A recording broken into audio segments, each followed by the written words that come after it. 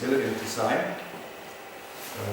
What's intelligent design meaning? How can we,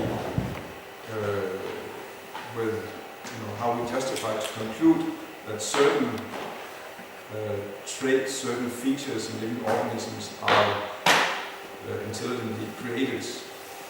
Because that's something just to criticize. It's not possible to explain by evolution. Well, but then what can we explain by?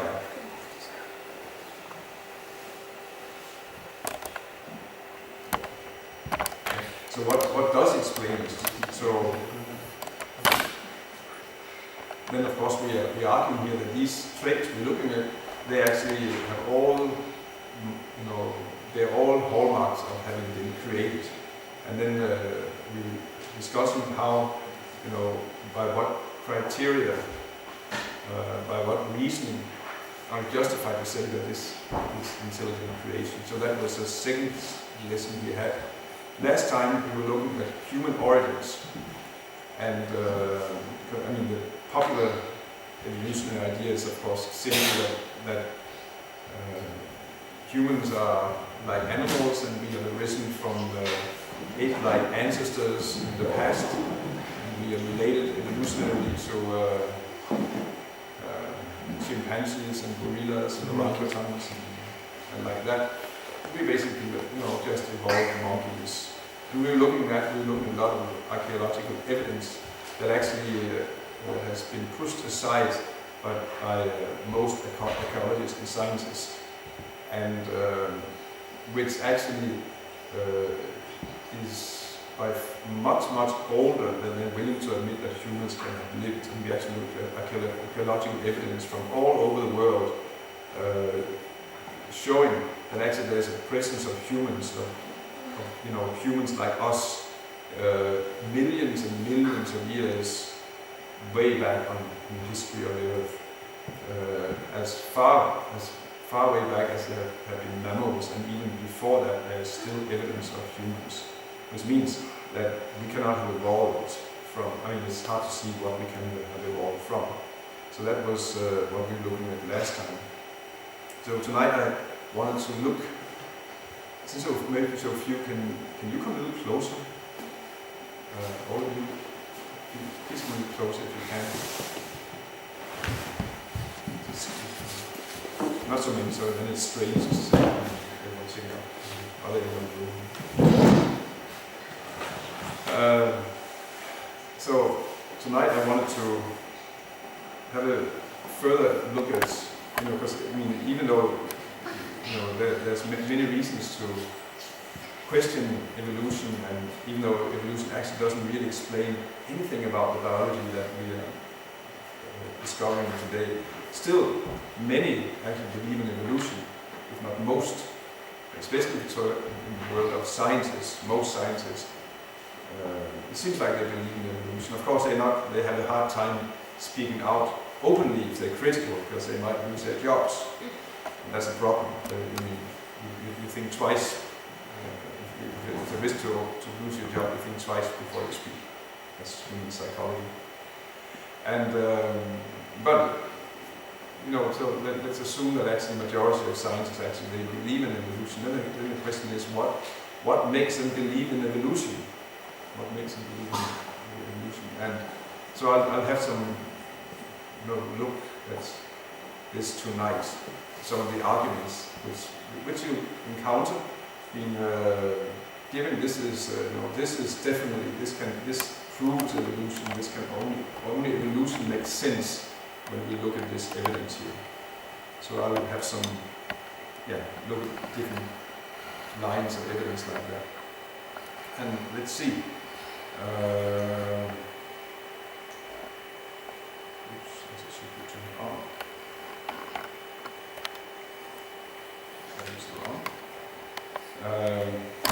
Let's take the first one here. Darwin himself thought that by comparing embryos is a very, very strong indication of evolution from a common ancestor. And so can we start? I don't know. Yeah.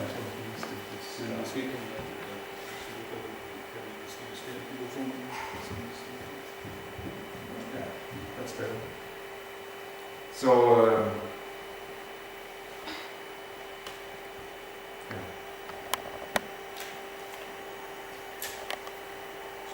this doesn't work. Yeah.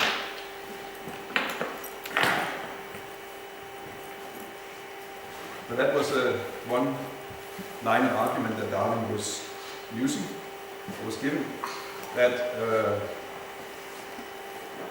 and he has some drawings here of embryos, which are at the first stage very, practically identical. But then as they grow, then they become more and more like whatever they become. And you see from left to right here, there's a fish, newt, or it's a salamander, a turtle, a chicken, pig, calf, rabbit, and human. And as you can see, they're very similar, identical at the first stage, and then after that, then they develop to become whatever they are. Darwin considered this his strongest evidence for evolution from a common ancestor, that actually all living beings originate from one common living organism. And maybe that's convincing. Have you all seen these kind of drawings in biology lectures like that? What would you argue, what's your comment to that? Is it good evidence? For evolution? Yeah. Yeah, it's very nice. Yeah. But it's normally what they teach in school when you study biology, for example, in India. Yeah. In 7th grade, they show this photograph, and by 10th grade you have to write an exam on that, and you've been asked why is it evolution and how you can prove it. Yeah. So do you know? Have you heard anything that it could be problematic? This. It's basically okay. There's one small thing that makes it problematic, which is its false. That's the only problem. These drawings are fixed. What? They're fixed.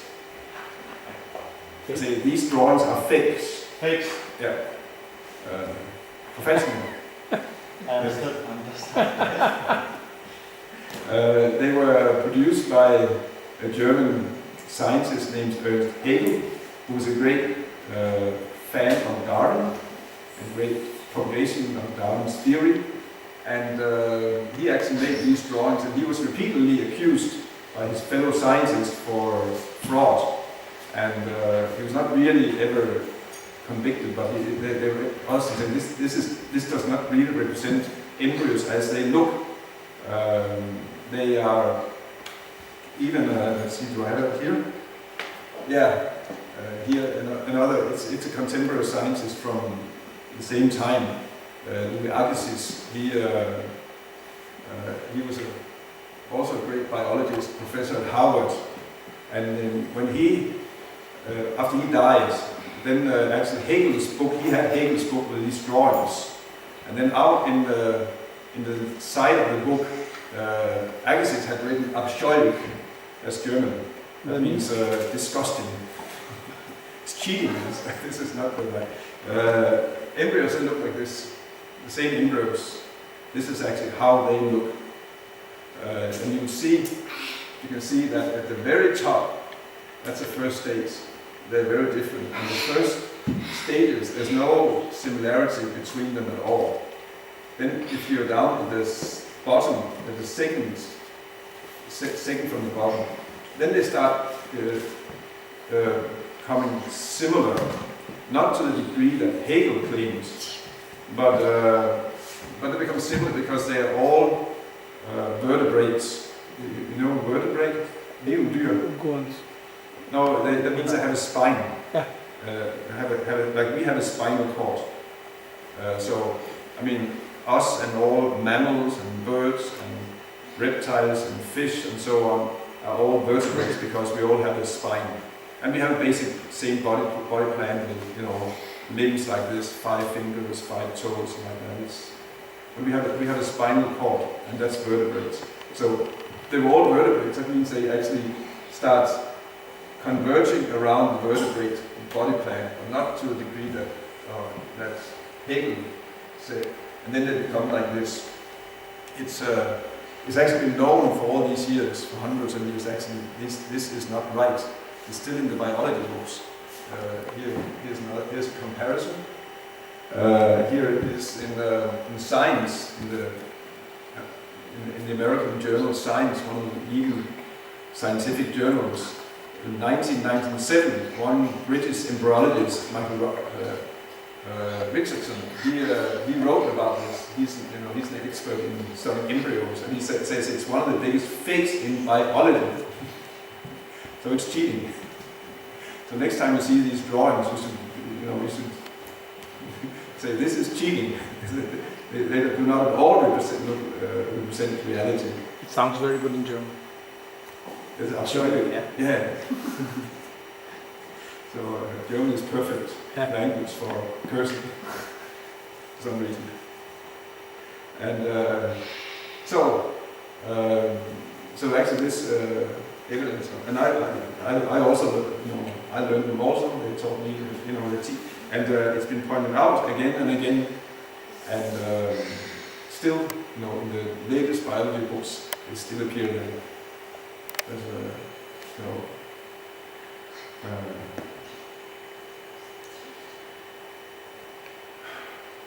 you'll often hear that it's claimed that fossils are a great support of evolution, that fossils prove evolution. Here there is a quote from it's actually a publication, like a pamphlet from North American Association of Science called Science, Evolution and Creationism, which was like big arguing why evolution is true. So here in this pamphlet they write, the fossil record provides extensive evidence documenting the occurrence of evolution. So they claim like that. What's interesting here is actually that Darwin didn't think so. Darwin had a different opinion about the fossils. He wrote in his Origin of Species that the number of intermediate varieties which have formerly existed must be truly enormous. Why then is not every geological formation and every stratum full of such intermediate links? Geology assuredly does not reveal any such finely graduated organic chain, and this perhaps is the most obvious and serious objection which can be urged against the theory of evolution. So, so that's kind of, if you contrast, this other statement from NAS with Darwin's written statement, say the complete opposite. Darwin says the fossils, they actually provide, they may be the greatest objection against my theory. So that's striking, and he specifically is referring to that there's a striking lack of intermediate forms. If Darwin's theory is correct, and all species have evolved gradually from one or a few original species over a long period of time, slowly changing, then you should find in the fossil layers all kinds of intermediate forms between the many different species. But Darwin, his time they were not there. So he said, this is peculiar, why is it like that? But Darwin he explained it in two ways, or explained it away. One explanation was that we simply haven't found them yet. It might be that we just have to more extensive research and then we will find them. Another explanation was that very little is actually preserved as fossils. Most of what lives does not end up as fossils. Most living organisms, they end as they simply decompose, rot, is eaten, or something like that. And very little is left as fossils. So that was also that the fossil record is very incomplete in itself by nature. As far as the first explanation, let's look at here. Perhaps the most obvious and serious objection which can be urged against the theory. Then, in 1954, it's 100 years after Darwin wrote this, one professor from the University of Lund here over in Sweden, he wrote in a book, "The fossil material is now so complete that the lack of transitional series cannot be explained as due to the scarcity of the material. The deficiencies are real, they will never be filled." So actually it says, now actually we have made so much excavation, so much research, and it's not because we haven't researched enough. These intermediate forms that are lacking, they're simply not there. And we have to understand what we talk about. We talk about the problem, it's called, also known as a missing link problem. And some think that this missing link means it's just, one piece of evidence is missing, and then the whole puzzle will fall into place. Like there's one link missing between apes and humans, and if we just found that, then everything just falls into place. But it's not like that. It's much more extensive problem. Actually, it's all-pervading problem.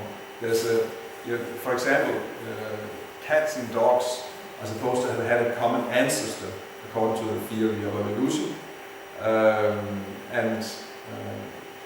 From that common ancestor, two varieties branched out, and one became more like cats, and one became more and more like dogs, until one point they were so far apart that they were two completely different species. That's the theory.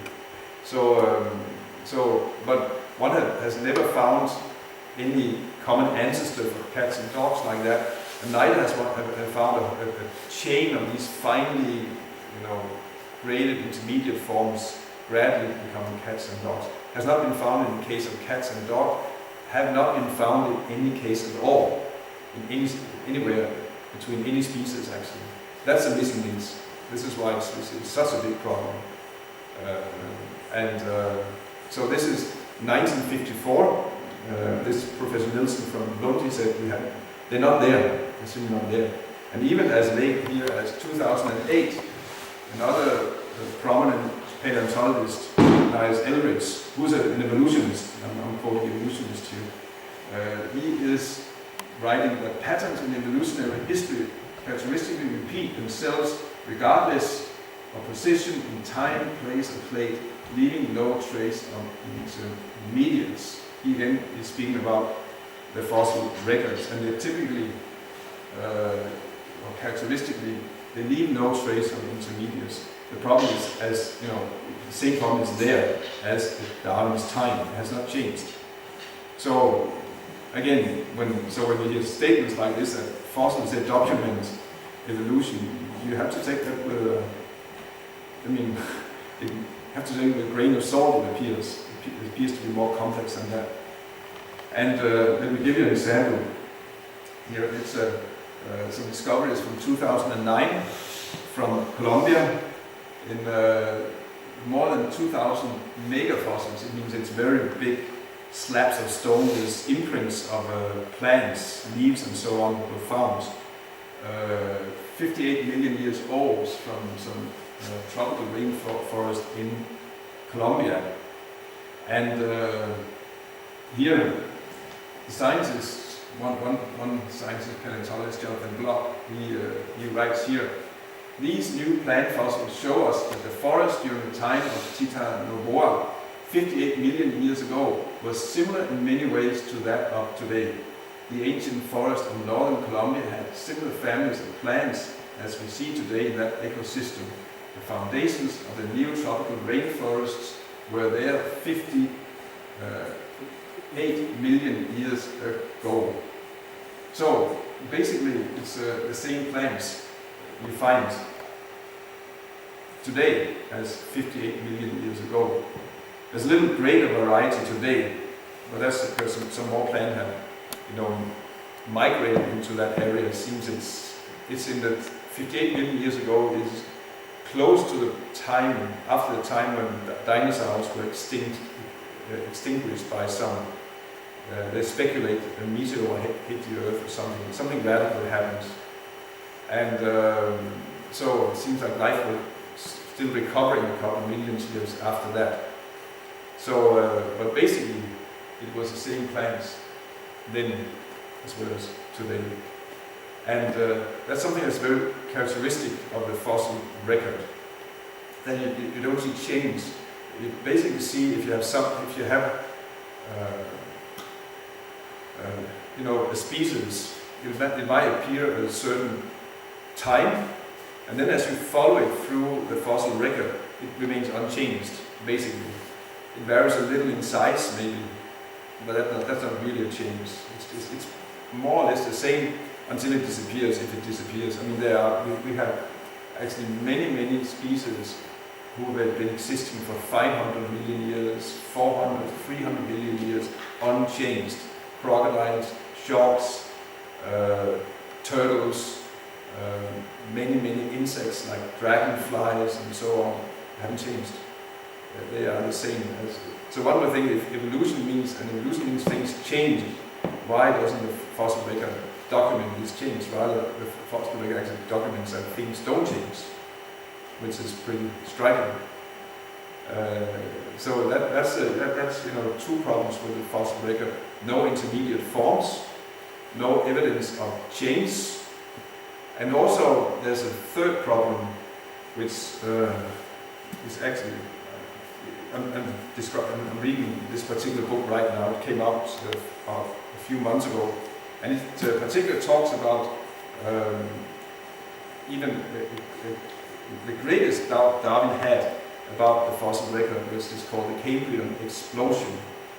The Cambrian is the geological time that started 550 million years ago, and before that time there were only single-celled organisms on the Earth, or found in the fossil record. Practically, there are a couple of exceptions, but they're not really relevant. Basically, like multi-cellular life, as we are organisms whose bodies are made of more than one cell. In our case, billions of cells. So before the Cambrian, basically there were only single cells like bacteria and more advanced, but still single cells organisms. Then in the Cambrian, in the fossil record, you suddenly find multicellular animals. And the striking thing is that they are as complex as we are, or even more. They actually show more difference than are amongst species today. Or rather, the greatest differences appeared in the Cambrian, suddenly found in the fossil record, and it hasn't been, whatever has been seen of differences later on is only variations over the differences that first appeared in the Cambrian. There are Darwin, he had in his Origin of Species, he had only one drawing. It's a book just with letters packed with text. It's practically unreadable. I wouldn't recommend reading it, but you can if you want. But it's so packed with text. And there's only one illustration in there, and that's the illustration of a tree. It's a figurative tree of life, where he shows how at first there's just one stem, the original life form, and then this branches out, and then this branches out, and this branches out, and finally you have a whole tree representing all the variety of life. And which means that in the beginning the differences between the species is very, very small, And as time goes on, the differences just become bigger and bigger until now the difference should be the greatest now compared to what they were in the beginning. But the Cambrian explosion, as it's called, shows a completely different picture. It shows that is in the beginning for, and actually for like 3 billion years, which is like 80% of the history of life actually on Earth. There is only single cell organisms. And suddenly you have organisms of a complexity and greater variety than had ever seen before, and then later on these organisms stay within that variety. No new variety arises. There are new species. I mean, there are many later species in the fossil record, but the differences between them are not as great as differences found in the Cambrian explosion. Would that it's just an idea to like patch it together with the creation of the universe as such from the Krishna conscious philosophy? Would that match up with Brahma creating the sages and then the sages creating all different sorts of humans? And probably it's more matches up with chains of Manu.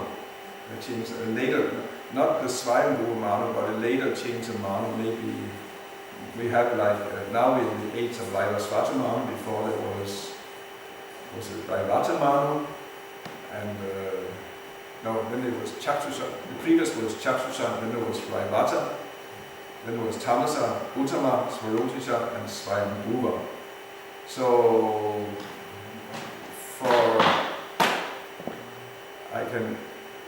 it's probably it coincides with the chains of Manu around, let's see,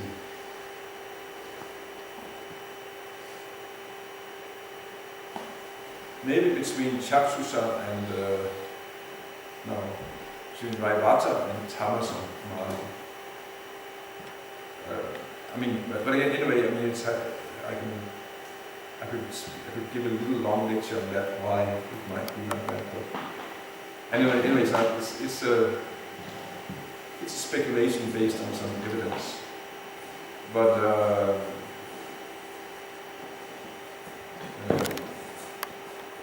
the fossil evidence we find mainly shows, I mean there are few exceptions, but mainly shows that there's only single cell life before. So maybe that's another thing we can talk about Bhagavatam and like that. Bhagavatam doesn't only take place on this earth planet, which we have access to. So it is possible, I mean it's not contradictory to the Bhagavatam as far as I can see, that this part of the universe only had, was flooded and there was only single cell organisms for a long period. I mean, because it's, as I say, Bhagavatam talks about other spheres of the universe and other spheres of Bhumandala on the earth, which we do not have access to. Just maybe it was also a point that in the Vedic version, it comes from Brahma and then goes up. Then he creates the four Kumaras, and the creation starts actually from one point. Yeah, and it starts with the most complex, and then it so-called evolves from the most complex being established. At least the Cambrian explosion has always, before Darwin, it was seen as evidence of a creation, as a creation event, because there's no intermediate from before the Cambrian and then what in the Cambrian. And you remind you that you have them as complex life forms as we have today. The eyes, for example, they're trilobites. Trilobites are small lobster-like animals which are extinct, but they were so common in the Cambrian.